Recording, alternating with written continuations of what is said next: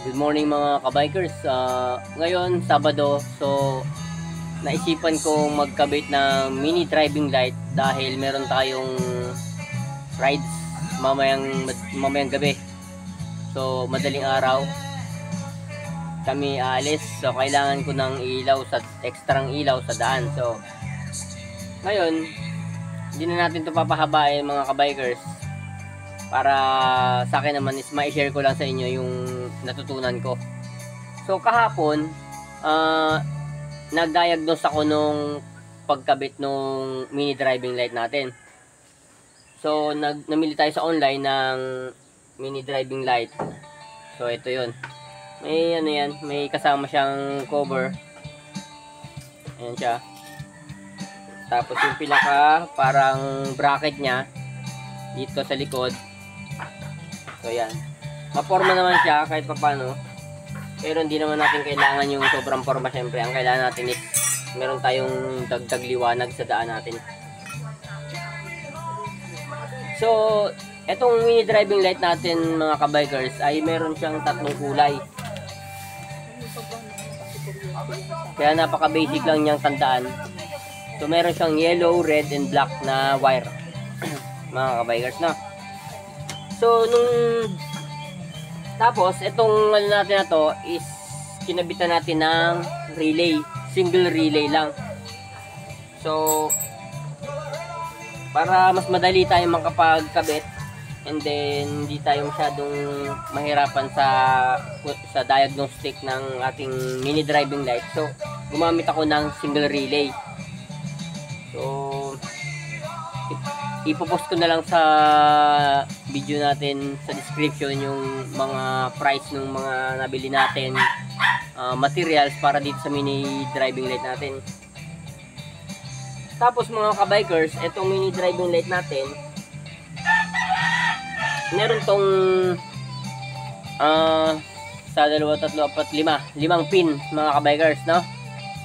So ipopost ko na lang sa description yung mga number pin papunta dun sa motor natin. So ito yung mga ano natin, number, yung 87,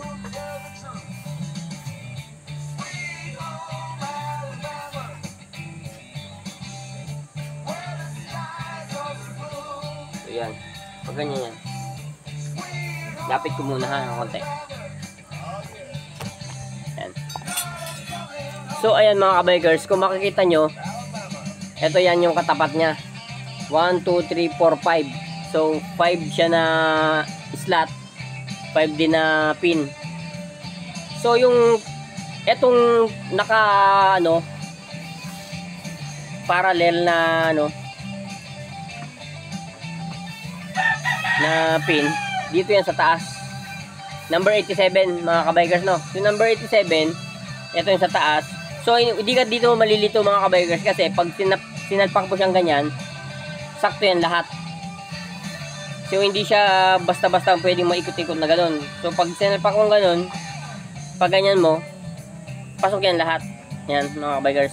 So hindi mo siya may kakabit ng pagganto, pag ganyan, pag ganun. So talagang isang slot yan. So hindi ka malilito dyan sa pagkabit yan. So, dito ka lang dapat magkamali sa pagkabit dito nung mga wirings papunta dun sa motor natin, no? So, mga kabikers, dito muna tayo magsimula sa nagsimula ako dun sa body ground. So, itong body ground natin, mga kabikers, ito yung number 85 na body ground. Kabit natin. So, ito, yung kulay dilaw nito, pag nakaharap to dyan sa inyo, nandito siya sa bandang kanan ko, no? So, ito yung number 85 na body ground. Kakabit natin to dun sa mini driving light natin. So, yung mini driving light natin, merong color black na wire. May color black na wire to. Ayan. Makita nyo mga kabikers, may color black na wire. Yung color black na wire na yan, so dalawa yan, di ba? Pagsasamahin mo lang siya. Pagsamahin mo siya ngayong dalawang black, pagsamahin mo yung dalawang yellow, para dun sa low beam, tapos pagsamahin mo yung red para sa high beam. So ang kasunod mga kabikers, so naikabit na natin yung ground dun sa yung galing dun sa mini driving light natin. Ground galing sa mini driving light papunta dito sa relay, which number 85, no? Tandaan nyo mga kabikers, no?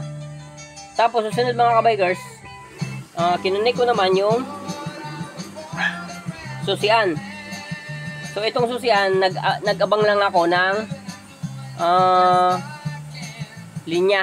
Ayan. So ikakabit natin to doon sa ignition key ng motor natin, no, mga kabikers. So ito yung ignition key ko sa motor ko sa K-Way CR152 natin. Binaba ko siya dito, nilagay ko dito. So napag-desisyonan ko yan, kaya yan yung napili kong style dito sa Cafe Racer natin. So mamaya ikakabit ko to dito, papakita ko na sa inyo. Pipicture na lang natin kung paano natin to itinap dito sa ignition key. So pag nagsusi tayo, saka lang gagana tong pinaka mini driving light natin, saka lang siya magkaka-power. Para dagdag safety na rin yung ano natin, yung mini driving light, saka nung relay natin, kasama yung fuse. So nandun yung iwas shortage tayo, saka iwas tayo dun sa yung pagbigla ang pasok ng power ng motor natin papunta sa mini driving light. Yung kasi minsan kadalasan ay nagkakaroon ng problema, nagkakaroon ng shortage, or yung hindi naman shortage, yung taas ng voltage minsan. So nagko-collapse yung ilaw natin, yung fuse, or kung may mga grounded tayo diyan sa motor. So yun na mga kabikers, no. Number 86 naman to. Yung ignition key papunta, yung susian papunta dito sa relay number 86. So mapapansin mo yung pin dito, yan. Yung pin dyan, kung nakikita nyo yan, yung 86 dyan, hanapin nyo. So dun mo may kakabit yung yan. Ito ba? So yan, basta ipopost ko to mga bikers sa description, no? So yan.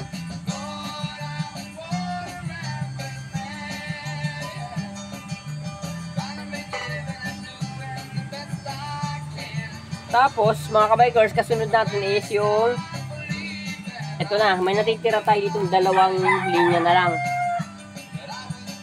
Yung kulay yellow na isa na bandang kaliwa, which ito na ngayon, hindi pala, ito na pala yung body guard natin. So ito natira natin yung kulay pula. Yung kulay pula na galing sa relay, ito yung number 30 na ikakabit natin papunta dun sa fuse. Maglalagay tayo ng fuse. So kakabitan natin ng fuse. Bibili tayo ng fuse box mga kabikers na may kasamang fuse. So ano na to, compatible na to, automatic sa 12 volts 12 volts fuse. So ngayon, basta ito, yan, yung kulay pula, doon natin to ikakabit papunta sa may positive ng battery natin mga kabikers, no. So ito sa palagay ko hindi pa maikli pa to. Dito ako maglalagay pa ako dito ng additional wire para makaabot tayo dun sa may battery. Pipicturean ko na lang din kung paano ko to idinagay dun sa may battery mga kabikers, no. So importante yung fuse natin para in case na magkaroon tayo ng mga grounded or shortage, minsan kadalasan ito muna yung puputok.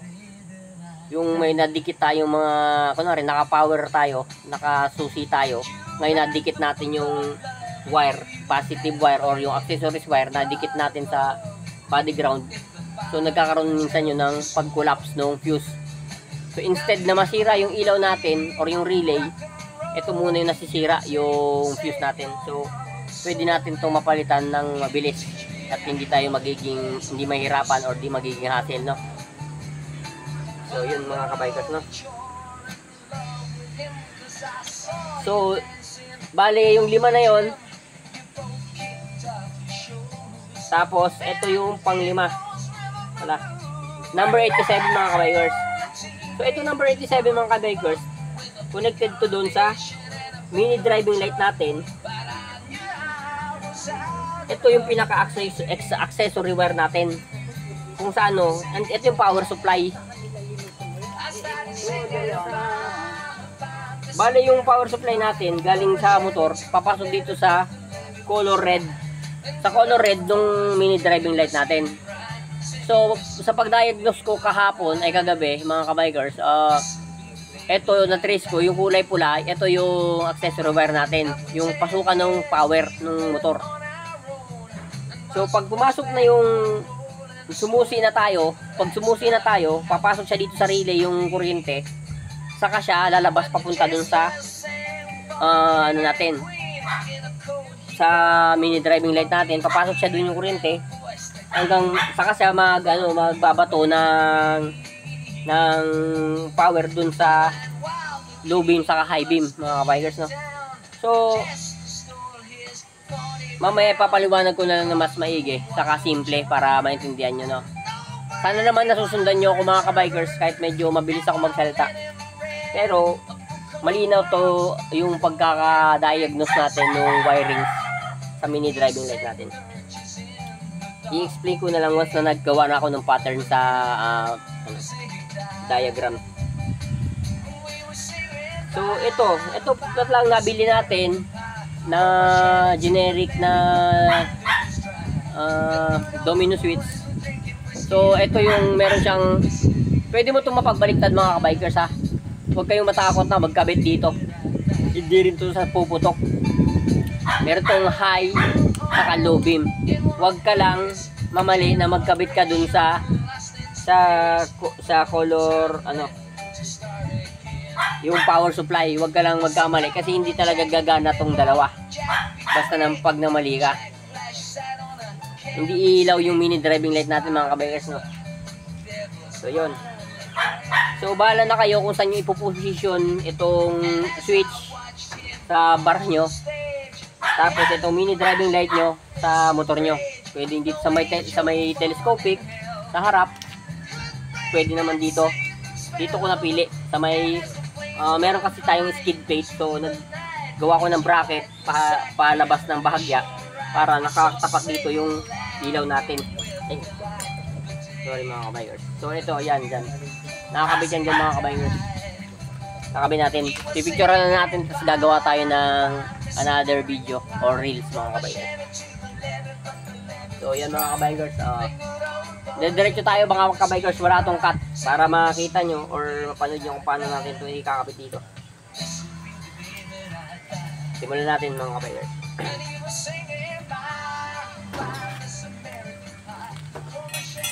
So una, pipix ko muna yung mga wires. Kailangan nakasil to. Gagamit tayo ng string tube. Yan, mga kabikers.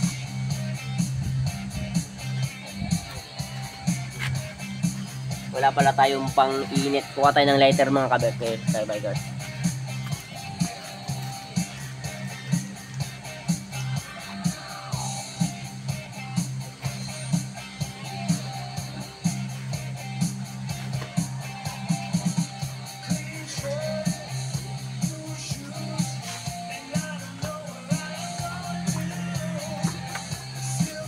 So ito, mga kabikers, ito yung pang-init natin ng natin,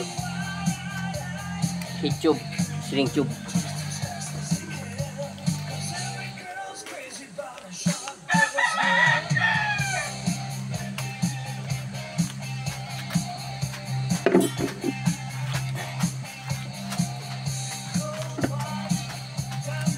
So siguraduhin nyo na sakto yung mga yung layo ng mga wirings nyo, saka yung headlight, yung mini driving light natin, mga kabikers, yung hindi siya sakal yung wire, saka hindi rin siya madidikit doon sa pipe natin. So mamaya didiskartehan na lang natin paano natin siya i-attach dito sa taas. So unplug tayo, tapos lagay tayo ng heat tube.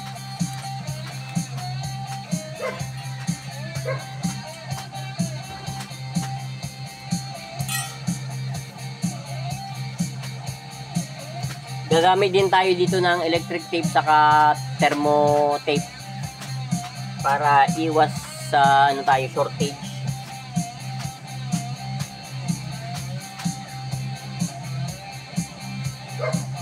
Saka kung sa ano, malinis tingnan yung pagkakakabit natin.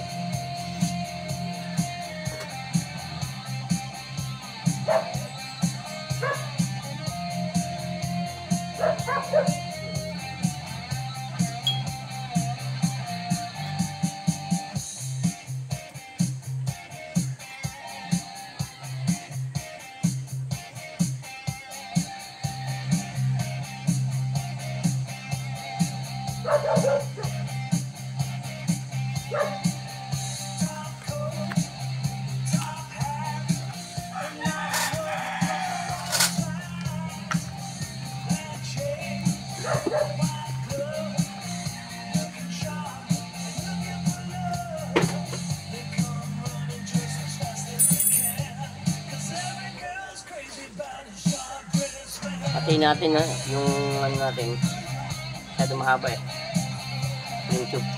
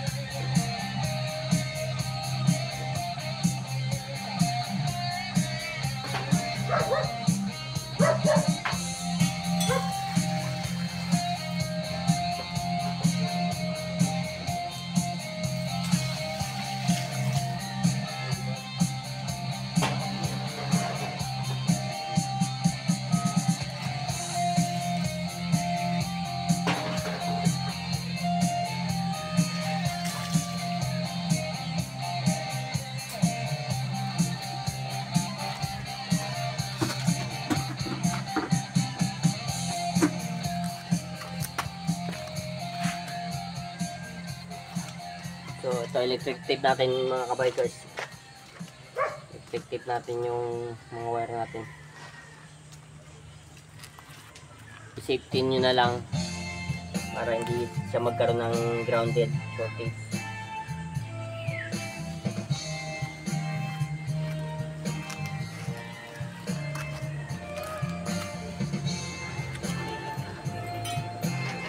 Mga kabikers, sabayan nyo ako dito sa pagkabit ng mini driving light natin mga kabikers. Makakatulong to sa atin mga kabikers. DIY installing of mini driving light. Kasi alam naman natin na minsan sa ibang mga pagawaan napakamahal ng mga isang labor. So kung wala tayong time, pwede tayo magpagawa doon at mayroon tayong pambayad. Pero kung may time ka naman at talagang wala tayong budget pang bayad, DIY na lang tayo. Okay. Huwag kayong makalimot mga kabikers na mag-notification para mapanood natin yung mga susunod na mga videos natin mga kabikers. Pa-follow na rin mga kabikers. Pwede natin i-share sa mga kaibigan natin kung alam natin na makakatulong ito sa iba nating mga motorista, mga kabikers. Shout out pala dyan sa mga kapwa natin mahilig sa DIY.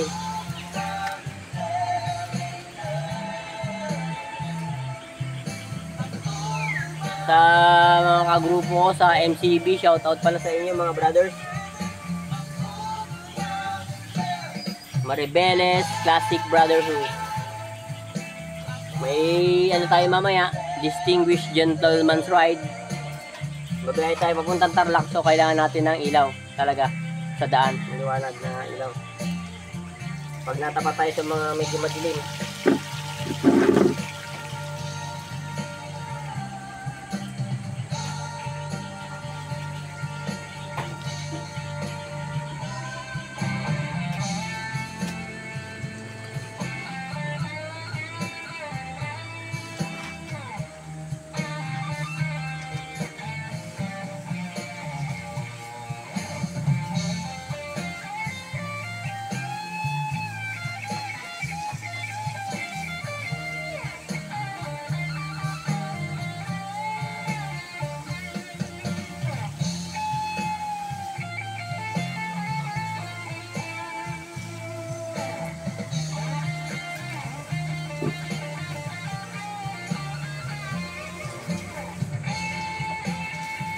Nakikita niyo ba mga kabagers? Ayan mga kabagers, hindi pala nakikita ang ating ginagawa.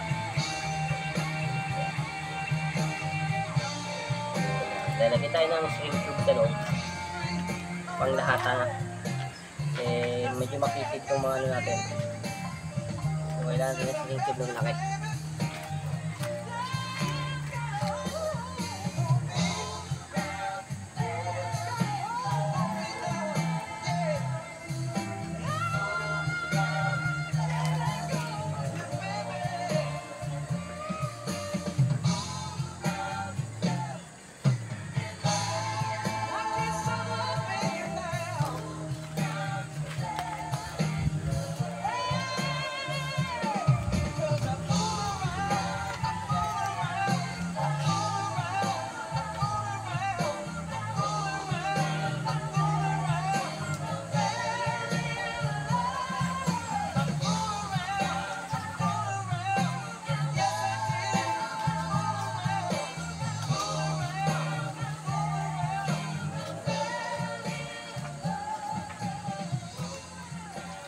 Sa pagdi-DIY mga kabikers, talagang kailangan natin dito ng maraming pagtitiyaga sa focus kasi kailangan sigurado tayong tama yung mga wires na pinagkabit-kabit natin. Hindi tayo malilito. Although madali na naman itong tandaan mga kabikers. Talagang gagamitan lang natin ng talas. Tap the banner to learn more.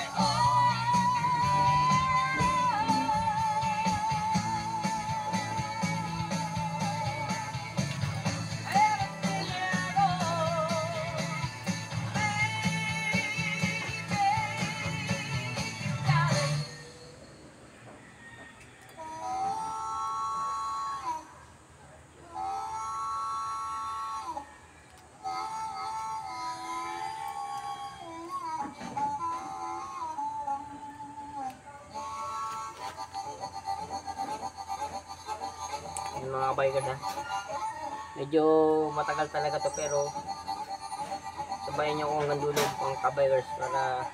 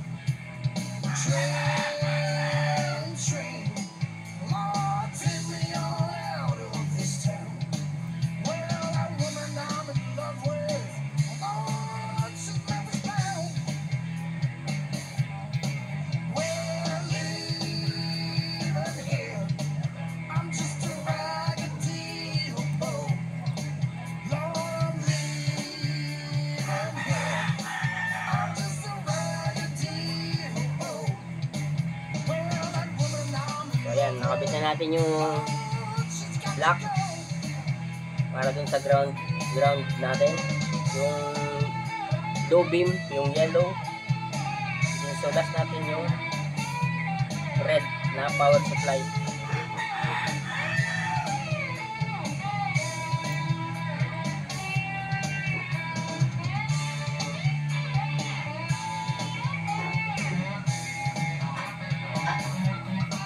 Hindi, ito pala yung para dun sa ano, low beam, high beam.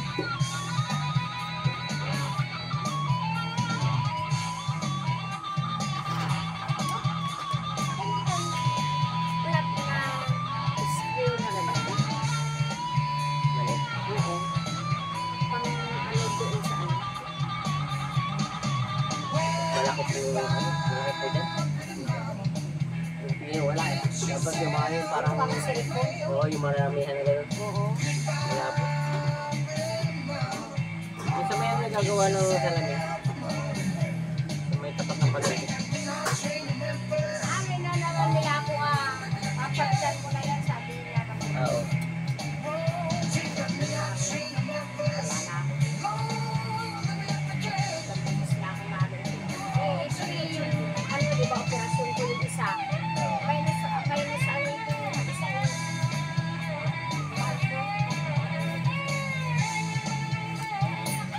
So itong last nating wire dito may kakapit natin sa mga kulay pula. Ito yung ano natin mga kabikers ha. High beam. Kung meron kayong mga wires na talagang ka-color coding, mas maganda mga kabikers para mapadali kayo sa pag diagnose ng wire. Pag pula din. So tayo, wala tayong pang nabibiling pula. So black na lang muna ginamit natin.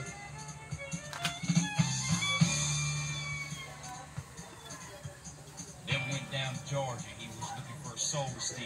He was in a bind because he was way behind. He was willing to make a deal. When he came across this young man sawing on a fiddle and playing it hot, and the devil jumped up on a hickory stump and said, "Boy, let me tell you what. I guess you didn't know it, but I'm a fiddle player too. And if you care to take a dare, I'll make a bet with you. Now you play pretty good fiddle, boy, but give the devil his due.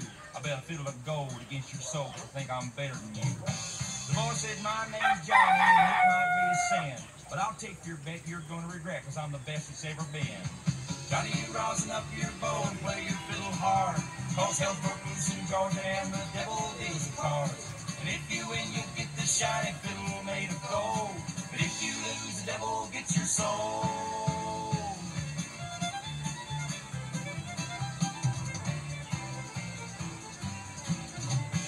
Devil opened up his case, he said, "I'll start this show and fire."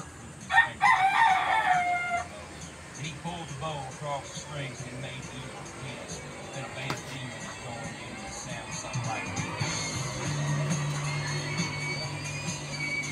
Eh mga kabikers, palubad yung cellphone natin, so pasensya na ha, ikakat ko muna ito mga kabikers, pero pagka charge natin, kukontinuous natin yung video, pero another, hindi naman siya totally cutted, magparang post lang tayo and then didiretso natin yung paggagawa natin mga kabikers, yung pag-install natin na mini driving light, no? Salamat mga kabikers. Please follow, share, and like mga kabikers. And then, ano na kayo, notification na kayo para yung mga next video natin, kung gustuhan nyo, mapapanood nyo pa rin mga kabikers, no? Let me show you how it's done.